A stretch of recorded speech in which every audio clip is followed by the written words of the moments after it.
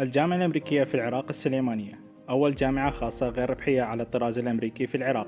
تأسست في عام 2007 من أجل الصالح العام، ومعترف بها رسميا من قبل الحكومة العراق الاتحادية وحكومة إقليم كردستان، كما أنها العضو المعتمد الوحيد لرابطة الكليات والجامعات الأمريكية الدولية AAICU على صعيد العراق.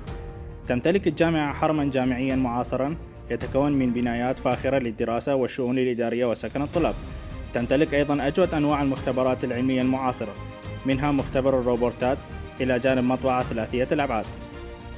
البرنامج الأكاديمي التحضيري الذي تملكه الجامعة هو البرنامج التحضيري الوحيد في العراق اعتمدته هيئة اعتماد برامج اللغة الإنجليزية في الولايات المتحدة الأمريكية، وهي أعلى هيئة للاعتماد في الولايات المتحدة. لغة الدراسة في الجامعة هي الإنجليزية، حيث يتم تدريس المقررات الدراسية على يد أساتذة كبار تخرجوا من أرقى الجامعات العالمية مثل هارفارد وإكسفورد وجامعات أخرى، وهم قادمون من 19 دولة مختلفة.